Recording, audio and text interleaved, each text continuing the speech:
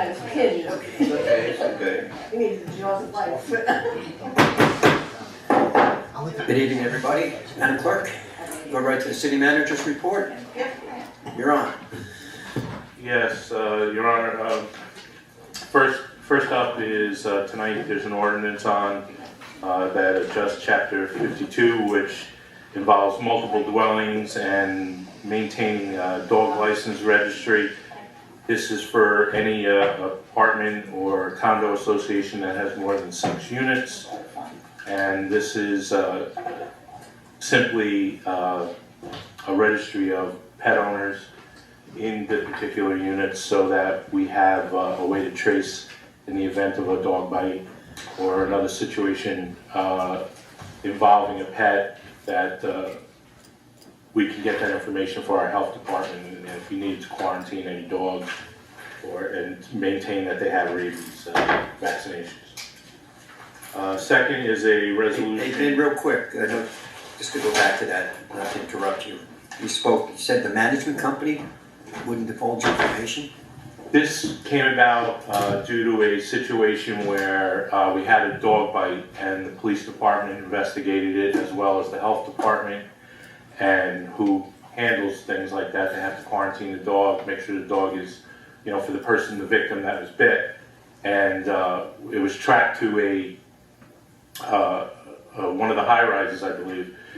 Or it's a multi-unit dwelling. I don't know if exactly it's one of the high rises, and the management company refused to provide the dog owner information, the type of dog, anything. Got their legal department involved and says that they didn't have to release it, which we are challenging because that's ridiculous. But it's like an obstruction of justice. It's like we had to get I think we ended up having to get a subpoena in order to get that information. But the problem is that when there's a dog bite, dog's supposed to be quarantined. And if you can't identify the dog's not getting quarantined, right, to make sure there's no rabies. So I believe they were unable to, by the time you have to draft a subpoena, you have to get it issued, you got to get it served. And by the time that's done, I believe the person who got bit ended up having to take prophylaxis for rabies. And that's not a pleasant thing. Wouldn't the management company have some liability in there? By denying? I mean, what's the harm to them for doing, for releasing? I believe they argued that the privacy of their tenants. So this ordinance, the intention is that, hey, you got to make it available within 1 business day or you're violating. So if one of their tenants' children walked out with a handgun and started shooting at people, they could use that same excuse? We can't, we're protecting our tenants? No. Somebody was injured. Mayor, they definitely, for whatever reason, took it way beyond what it should have been. It's a simple thing that should have been provided. Yes, I agree. Yeah. Number 2 is a resolution regarding board and commission, some new commissions. There's a couple new appointments on, or / reappointments. And last but not least, I will call up our city engineer, Chris Wheaton. She will do her CSO stormwater and parks update.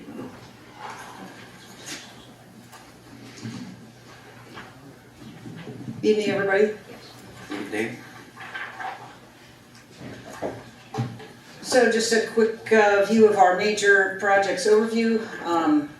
This is essentially unchanged from last meeting, so everything is progressing as expected.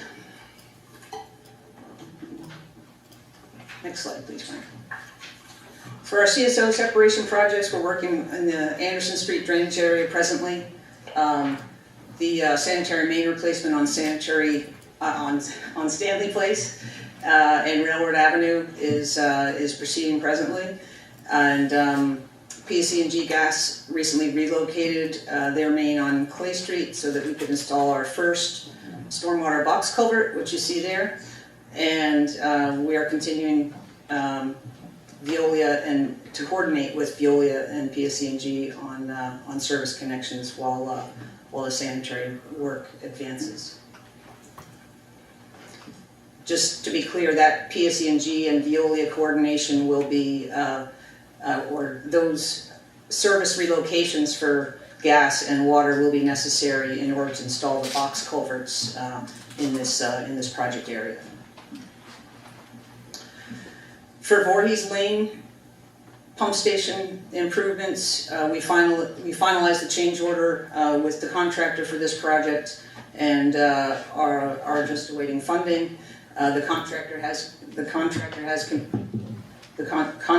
committed to make procurement for the transformer and associated equipment so that we won't have to wait for that lead time while we're awaiting funding. So much appreciation to the contractor, J. Fletcher Kramer, on this job.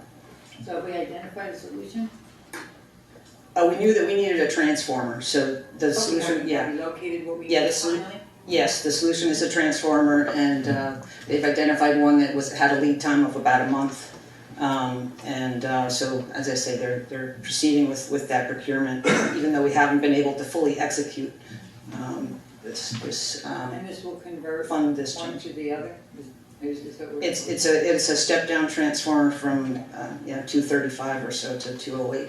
So the new equipment's at 235? I thought it was 220. The new equipment, the new equipment is at 208. So yeah. It's going into 230, 35 or 220. The coming to the site, the box presently is 235. I'm sorry, the panel that we're connecting to is 235. We're stepping down to 208 volts. So moving on to our flood mitigation project, we're proceeding again. We're advancing the CCTV and base mapping program. Progress of late has been slow, as there have been some roots and obstructions that the contractor is dealing with. But we're continuing progress. We've inspected about 20 miles of sewer and storm pipes to this point, so we're just about 58% complete of the extended contract. Footage of 186,000 feet. Chris, do you remember the tonnage that we've removed so far? I know it was significant. Of debris from the sewers down in that area. I can get back to you with that number. So moving on to our parks projects, Carver Park, you've probably noticed as the courts have been formed and poured, and they're proceeding with fencing installation. Recently, they're also working this week. They're also working on drainage improvements, and so everything is going well there. Johnson Park Sports Complex. We are still monitoring the soil compaction and expecting that will be complete in time for the next phase of our project, which is the procurement of the dome and the site work for the facility. The bidding for the dome project is currently scheduled for next month, for January. For Fashini Park, we are having a Green Acres public hearing at our next committee of the whole meeting for the council on January 9th. The Green Acres hearing is necessary because we have funding for an area of the park, but it doesn't currently encompass the phase 1 project that's planned for fields 8, 9, and 10. So the Green Acres hearing will allow us to use that Green Acres money towards fields 8, 9, and 10, which we're currently working on. Next slide, please. And Councilman Battaglia, I just wanted to address your request for completed paving projects. So this is the current map and a list of the streets that have been completed over the last 5 years. Get a copy of that. I'll certainly send you a copy of this. Thanks. Call it. Next slide, please.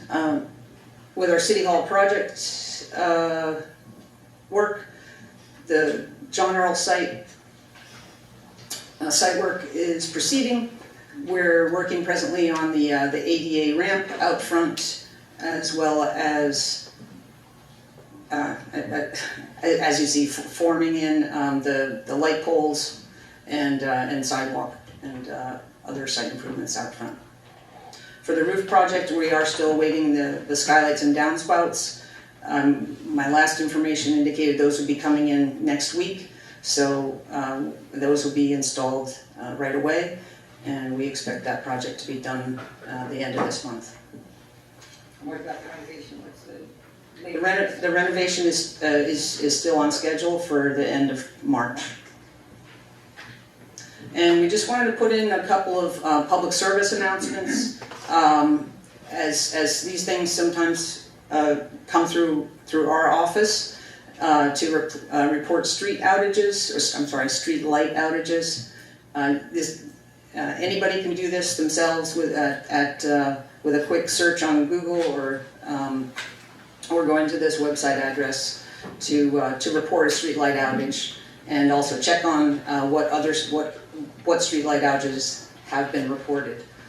So just wanted to pass that along to the public.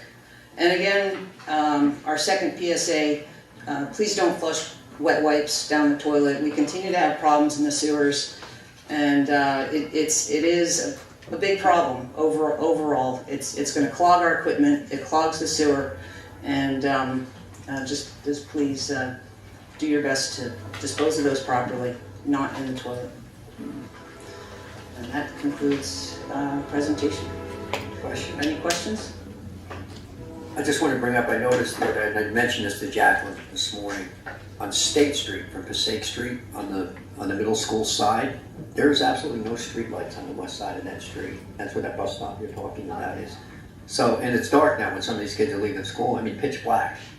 So we need to reach out to public service, get an assessment of that. And it goes down a few blocks too with no lights on one side, so. And that area should be lit up, especially with a school there. Sure. Yeah, I agree. If you get a chance, even tonight when you're going home, if you just drive up the block, you'll see what I'm talking about. Yeah, we'll Get do. in the corner. What about our crosswalks? Well, Chris, I went and looked at the crosswalks again. When they did that, there's absolutely no, even the one with the sewer catch basin there, they could have gone around it, and they've done them incorrectly in certain areas. The one with the 4 crosswalks is done correctly.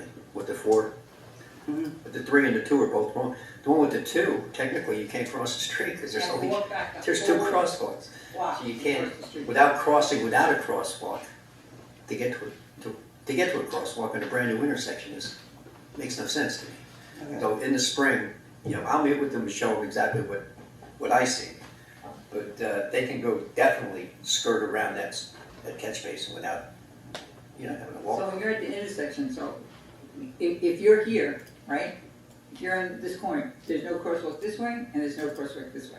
Okay. You basically can go nowhere, but way back along a very long block, Mhm. be able to cross the street. Okay. So there has to be one of those. Yeah. Thank you, Mayor and Deputy Mayor, for those comments. That is something that I've been working to follow up on, and I will get back to you with some further information. If you just take a right down there, you'll see it. It's right up. It's something.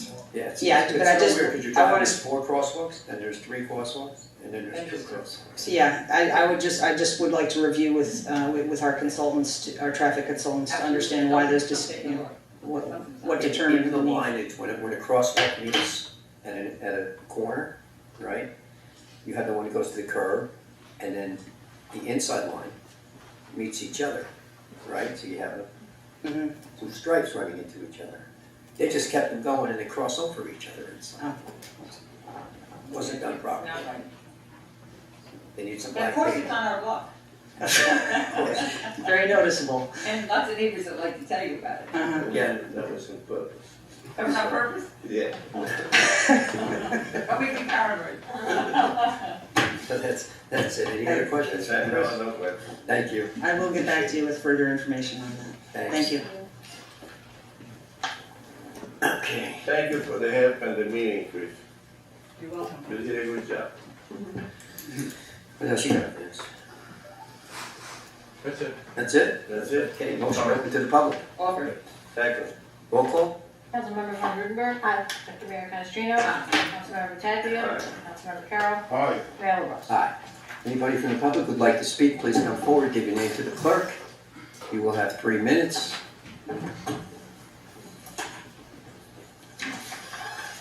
Good evening. Good evening. Annette Jankowski, 344 Prospect Avenue. Regarding the dog registry, I think it's a fabulous idea. We have, in my building and other buildings, several of the emotional support dogs coming in, and legally, there's not a whole lot we can do as far as getting information from them. However, tell me, I'm also on the board of my building. Tell me what it is you need the registry to contain. How would you like it formatted? And believe me, I'll put it in my building. Yeah, I mean, I'm gonna assume if this gets approved, you know, we would prepare a communication and we would send it all out to, you know, any units that I think 6 or more units, because I think 5 or less are 6 or more, I think are DCA. You know, that's why we picked the number 6. I believe that's the number that triggers the DCA. You know, 6 units or more in a building, right? So if it's a 1 through 5 unit building, you know, it's not big enough. It's not really something that we wanted to impose an administrative burden on. But if you've got 6 or more, you already have to, you know, deal with the DCA when it comes to inspections. We should have a list of those buildings, and we would, you know, send out a communication and put something up on the website. The way that the ordinance is drafted, it just simply says that you need to have it can either be written or electronic. And it's just got to have the names of any dog that is, you know, registered, any dog that's resident in the building, whether it's owned or kept there. And, you know, to the extent the owner of the dog and to the extent known, the name, age, and breed of the dog, so we can have some identifying information. And if we have a need for it, then, you know, we would reach out to the name that's on file for the property manager or the condo board or whoever, and you'd have to provide it within 1 day, 1 business day. You know, it could be emailed, it could be, you know, if they say, well, we only have a hard copy, then someone could go to the building and inspect it. So it's not intended to be any particular format, it just needs to be available so that if there is a dog bite from a dog in the building, someone says, I saw a dog, this dog bit me and I saw the owner go back into the building, that we can then, you know, determine who's got a dog in the building and we can potentially try and track it down. It's not a perfect solution, but at least it gives us some opportunity to try and, you know, figure it out, right? I mean, if you know, if they do list the breeds and someone says, you know, St. Bernard bit me and there's 1 St. Bernard, you can narrow it down. If it's, you know, some popular breed, if it's a golden retriever and there's 12 golden retrievers because it's a big building, you know, then the city would have to determine, you know, how far to take it. So the building would have a record, could keep a That's record correct. You know, as well as the the city. expectation is any building that has 6 units or more either has an owner, right? If it's a pure rental building, there's either an owner or a management company. If it's a condo board, you either have a management company, or if it's self-managed, then you've got a condo board, and they would be responsible for that. Okay. You know, we'll see how it works. I mean, I honestly always try and find ordinances elsewhere that do something similar. I have not found one that has required this, so, you know, it'll be a bit of trial and error till we get it sorted out, but, you know, at least it gives us this tool, and we'll do our best to try and make it work. Because the city does require that the dog be vaccinated and And covered in license, yeah, shots. the dog is supposed to be Okay. licensed. Because that's the discussion we have with some of these support dogs that are coming in. So I would They recommend, refuse to give the information. I would recommend that buildings with management companies and or run by boards, that it's in their bylaws that this has to be reported. And you have to document dogs coming in and a list of the animals living there. I mean, that's really should be up on to the board and to the management company. And they supposed to be vaccinated. Yeah, and with that, you have a list, so we can check to see if the dog's has its rabies shot or not. I mean, Okay. that's something the Board of Health would take care of. So the person has to raise the dog. Thank you. You're welcome. Anyone else from the public? Step on up. Just a quick question, would there be Sure. any fines or fees? Come on up, Ron. 5 minutes. Would there be any fines or fees involved in this ordinance? That's possible. I mean, there are no fees for maintaining the registry. I mean, there's no charge, right? If I don't know, there was a charge for dog license itself, but that's fairly minimal. If you violate any city ordinance, you are subject to, there's a standard penalty clause that provides for a fine of up to $2,000 or imprisonment or community service for a period of 90 days. I can tell you in my long experience practicing municipal law, I've never seen anyone go to jail for violating an ordinance like this.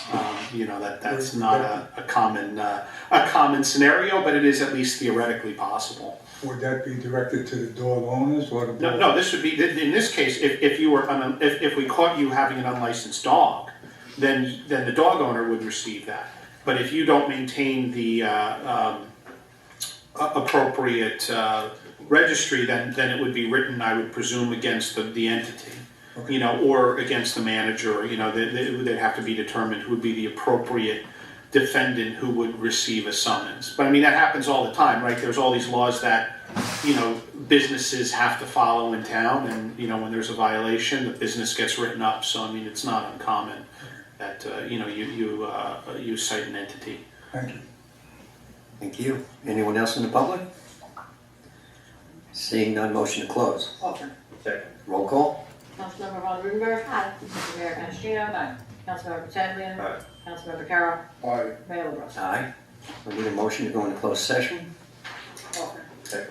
Close session. To close We're closed not going session. back. No, we're No, done. we're not going Okay, back. so We're we done. have- We have no more business. Okay.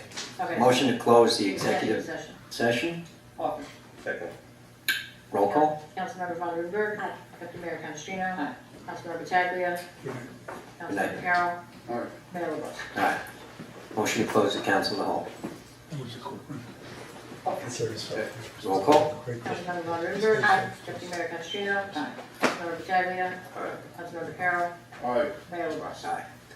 Okay, we will be back at 8 o'clock.